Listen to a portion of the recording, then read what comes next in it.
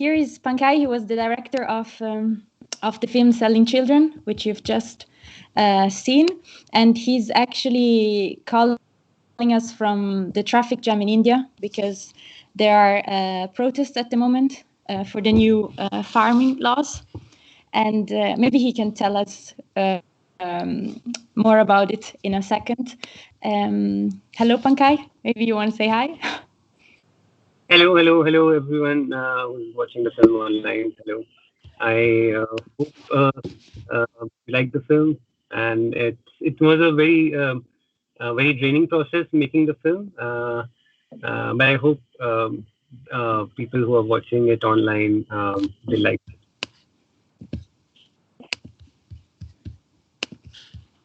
Hello. Yes. Pankaj, would you like to tell us a bit more of how you started and how and why you started to investigate it, especially this topic of trafficking in India? This film is actually second in the trilogy of three films that I made. First film was a very personal film, and that is the film which I started. It's called Cecilia, and that's a film that I started making when me and my wife had just got married at that time, and we hired a maid to take care of household chores. And in India, when you want to hire a maid, you go to a placement agency and they provide you a maid. So she was a 40-year-old woman, and within 4 months after we hired, we got a call that her daughter had been found dead in Delhi, and she a prank that someone is pulling off on her. But because her daughter was far away, around almost 1,500 kilometers away, in another corner of the country. But in 4 days, it became clear that her daughter, who was studying in a school in northeast state of Bengal, she had been trafficked, and she was 14. So she had been trafficked to Delhi, and she had been sold, in fact, by her father. And she had been trafficked to Delhi, where she had been found dead. And initially, this started as something as us wanting to help her, but my wife is a lawyer, and as when we went to the police station, the first thing they told us is the trafficker was already there, and the police wanted us to not to lodge a formal complaint. And initially, we just wanted to help her, but as I realized how murky the whole system is, I wanted to document her struggle to get justice, and in the end, she did not get justice. So this film was a very personal film, us trying to document her struggle for justice. We were also I was also a character in the film because she was working at my place. But later on, I wanted to when I met wonderful producers at the Y, Nick and Mete, and they wanted me to make a film on on the general situation of trafficking in the country, and that's when I pitched it to them. I made a pitching trailer, and they liked it, and eventually I was commissioned the film. And so then a bigger process started of me, because trafficking is of different kinds in India. Major, of course, sexual trafficking, which gets people's attention. But then there's labor trafficking. There are girls who are trafficked and sold as brides. There are young kids who are trafficked and put into small scale industry. So so different kinds of trafficking, which is what this film highlights. I hope that everyone who saw the film could see how deeply rooted the whole thing is, and how deeply entrenched it is, and what are the different ways how they're trafficked, and what happens to these kids and to these girls. Great.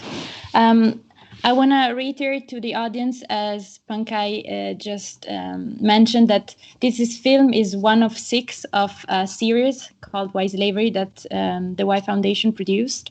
And I would also like to invite everyone who's watching us now to ask questions in the live chat a bit more, and then I would love to ask Pankaj the questions asked by you on the online chat. Pankaj, Could you tell us a bit more how you actually got access to all the subjects in the film? Because we can see that you've been traveling around a lot in a lot of different districts. How were you able to get access to all these people? Actually, I got support of fantastic people who are working in the area of trafficking. For me, I mean, I if I would have started on my own, I would not have known where to go and whom to approach. So I realized that in order to really make a film, I needed to take the support of NGOs and activists who are working in this area. And in fact, sometimes I also got a lot of help from the administration. And it is through them that I could reach the eventual stories and these locations. The first process was um, uh, to kind of jot down which are the areas which are the hub of trafficking in India, and then start on a countrywide journey and keep exploring the places where the trafficking major part of the trafficking happens. So my major source were the activists and NGOs who are working. They're the unsung heroes actually. They work tirelessly and there are hundreds of Kailash Satyarthis. Kailash got the Nobel for his work, but there are hundreds of other NGOs and hundreds of other activists who are working day and night to rescue children from trafficking. Okay. And did you encounter any sorts of obstacles in your investigation? Lots of times we would because this time I mean in my previous film I got a lot of threats from the traffickers when I was exploring Cecilia's case. But this time around, since I was taking the help of activists, and I also try to make sure because making my previous film, I knew what kind of obstacles I would be facing, and majorly threats from traffickers. So I always used to keep the local police in the loop when I would be traveling there. So that was a big help. But yeah. Obstacles, I mean, as I said, the most draining part was listening to the stories and then coming back to the hotel and looking at the footage. And some of the days were really hard emotionally because I was getting. In fact, this whole film was also an education from me because this is a lot of these things I myself as a citizen wasn't aware of that these things are happening in my own country. So it was also a learning experience for me while making this film. Okay. Definitely. Must not have been easy. We have actually a question here from Lucia. She's asking whether you have noticed some change in the 2 years ever since the film has been shown, or what kind of impact the film has had. It would I would not say that. So what we did after making this film, I tried to hold a lot of outreach screenings, and since I've made three films on the same topic, I have been trying to arrange outreach screenings. But it's such a huge issue that I mean, a few films on this topic is not going to change much, even though. So it's not that there are not no strict laws pertaining to trafficking in India. The laws are very strong, in fact.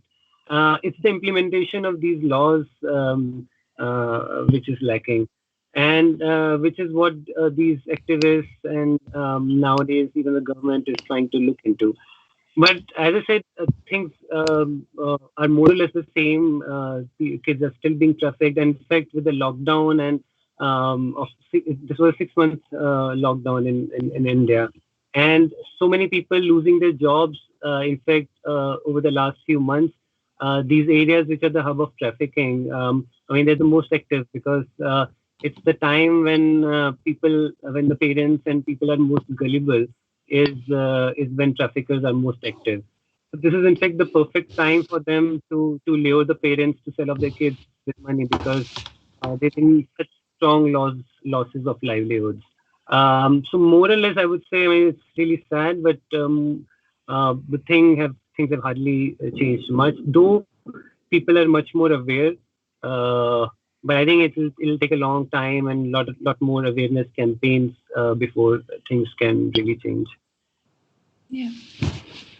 Pankaj, we're looking at a beautiful street and building at the moment. I don't know if you wanted to switch the camera I back to cannot yourself. see. I don't know.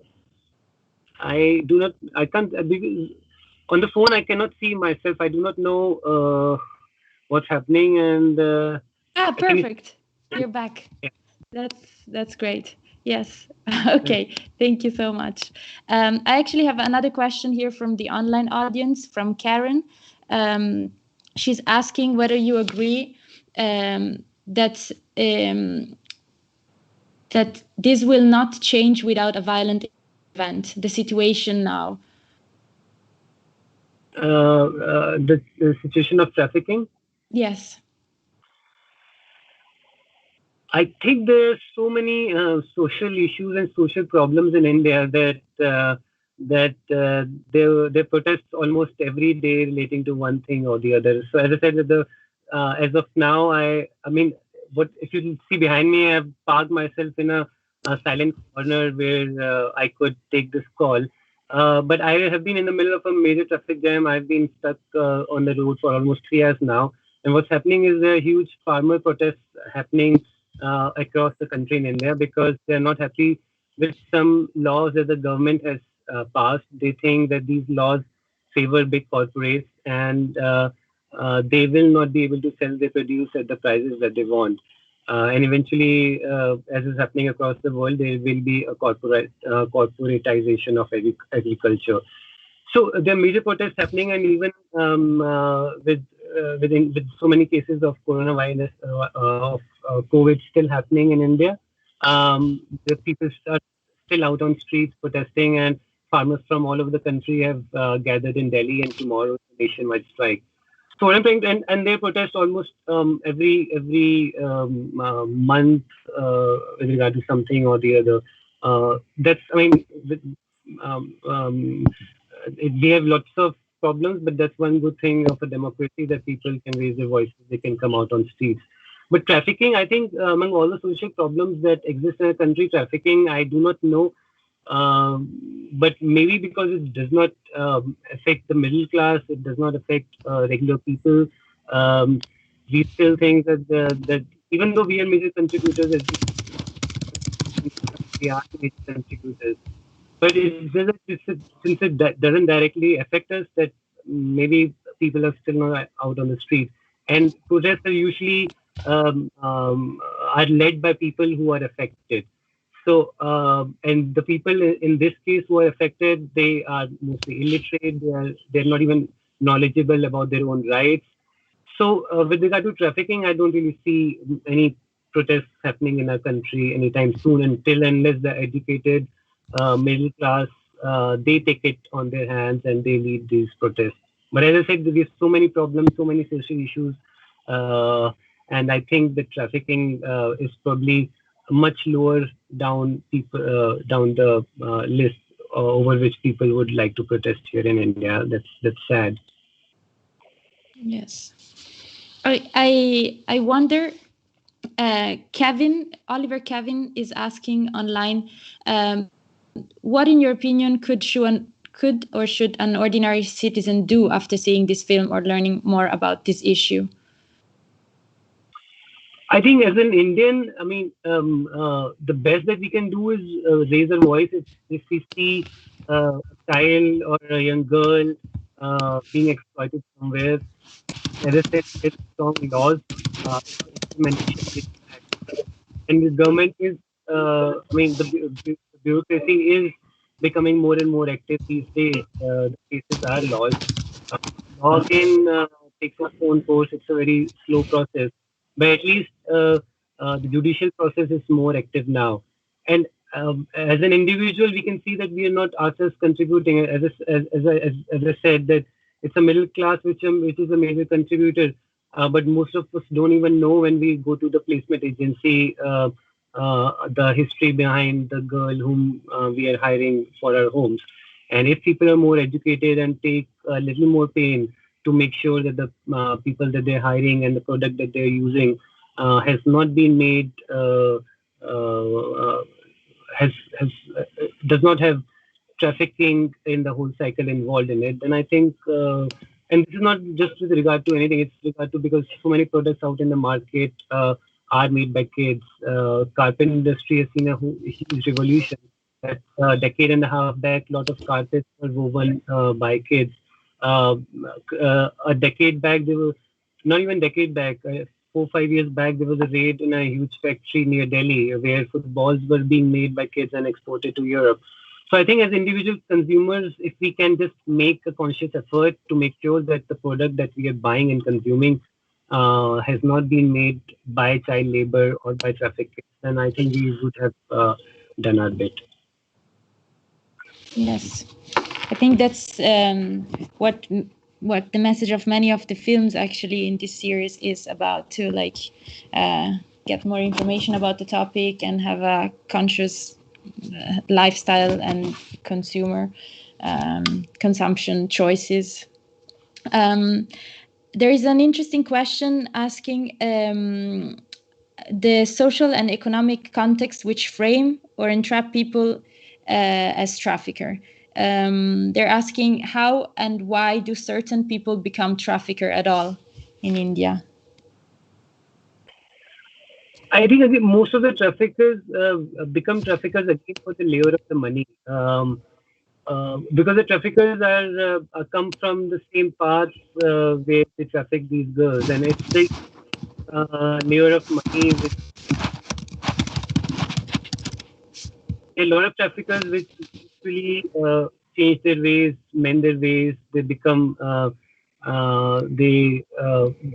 I've met activists who used to traffic kids and girls earlier, and they have now become activists. They are working towards eradicating this major problem. But the reason, I think, the major reason why because it's easy money. They know they belong to the same place, and they know that they can easily lure parents or these kids and take them away, and that is one primary reason. And of course, I also think that it's the fear of law that is lacking, because if they would know that there is a harsh punishment if they are caught, then I think they would think twice, and which is now, as I said, that has been very punishments and cases recently, which should deter traffickers, but they do not really. They do not. As I said, in the past few months, ever since the lockdown, with so many people losing their livelihoods, there have been lots more cases of trafficking being happening. Thank you very much. And what about the people that are trafficked themselves, especially children in this case? I have a question here from Time for Equality asking, do these children consider themselves as victims of trafficking or workers or something else at all when they are in the situation?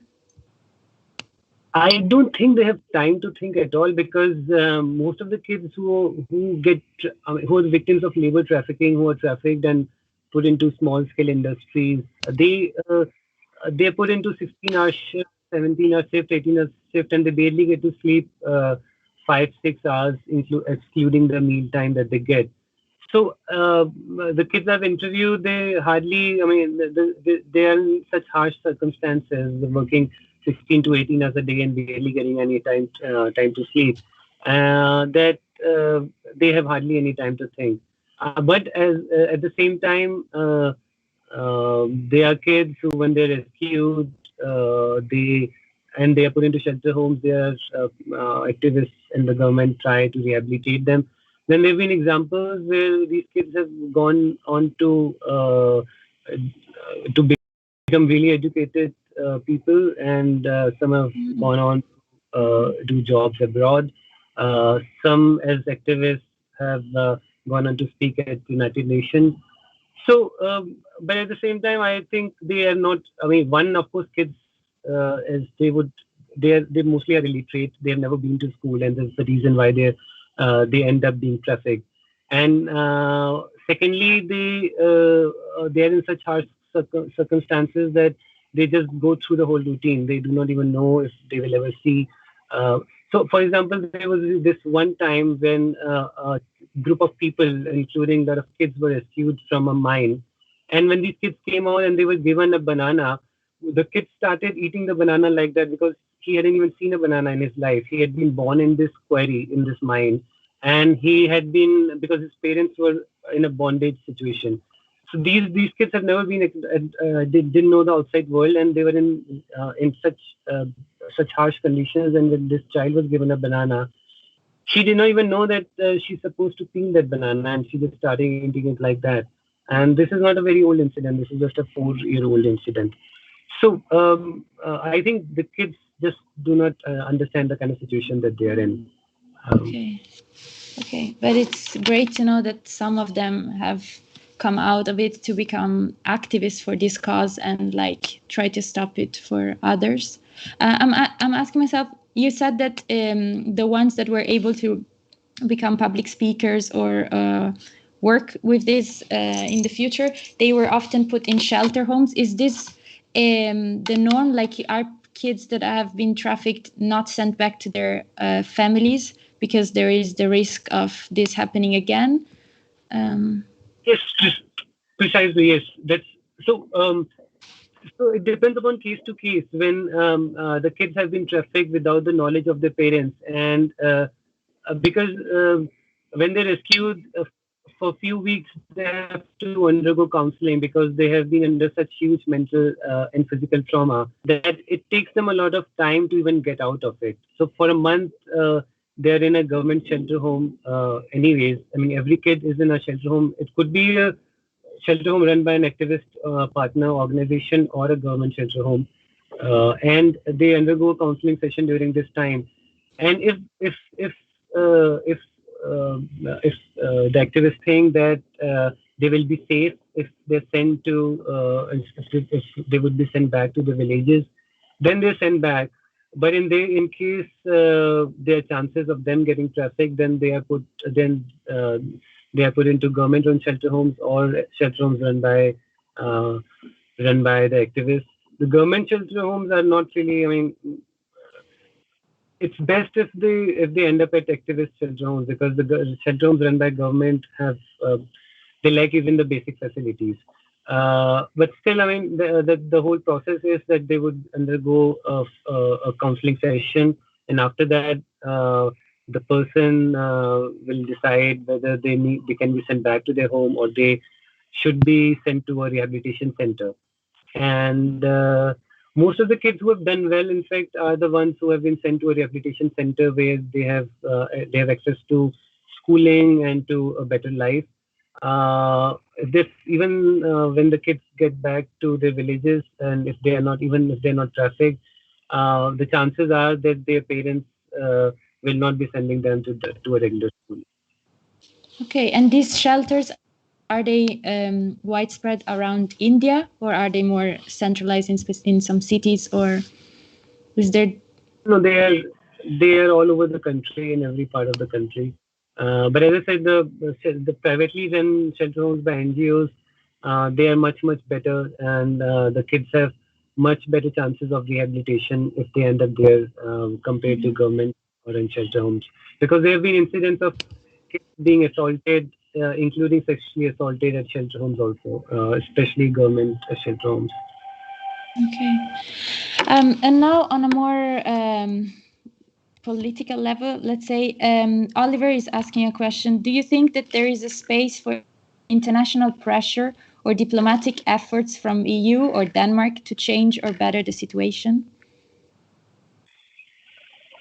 I would say that would have been the case some time back, but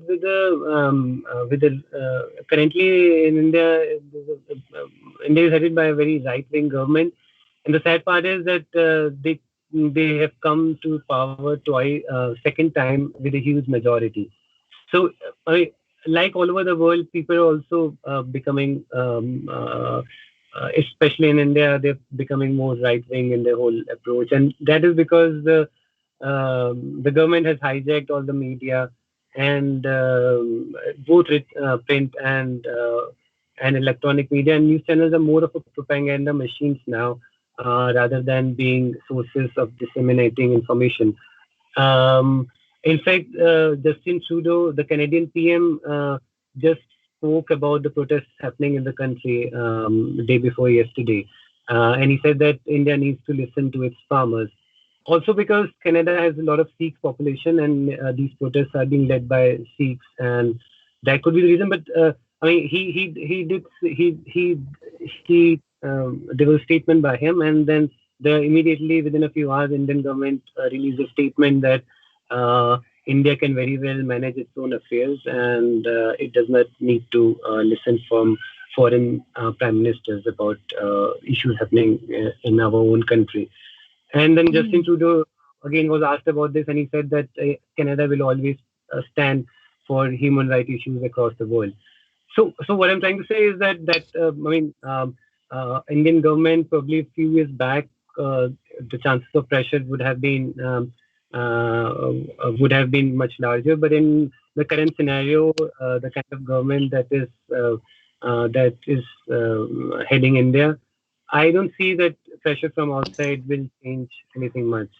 I mean, just like saying, because Modi is just like the his Brazilian counterpart or a Russian counterpart, uh, and I mean, for instance, a pressure from any foreign government over Putin will not really change anything much. So that's the same with India now. Even though India receives a lot of foreign aid, but even lately, all the NGOs which were receiving foreign aid for the human rights work that they were doing, their foreign aid also has been stopped by the government. So it's hard time in India if you're a human rights activist, or if you write about human right causes or social issues. Um, there is also the more. I mean, it's also a time when Western press needs to talk about these issues, because the chances of Indian press talking about these are lesser now. Okay. And are you actually continuing your research into this topic? Are you continuing to work? I've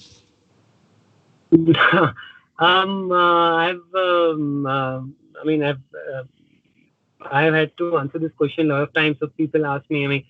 I am a filmmaker. I would love to be an activist filmmaker, but I am more of a storyteller, and I see interesting things happening, especially in a country like India, in every corner, and I want to document them. I want to make a film around them, and my hope is that by watching these films, there could be a change. Led by people watching it, or by governments, or by organizations who could use these films as outreach tools.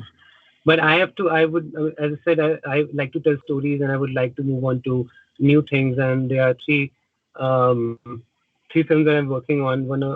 Two of these are documentaries. One is a fiction film, which got stalled when India was put under lockdown in March.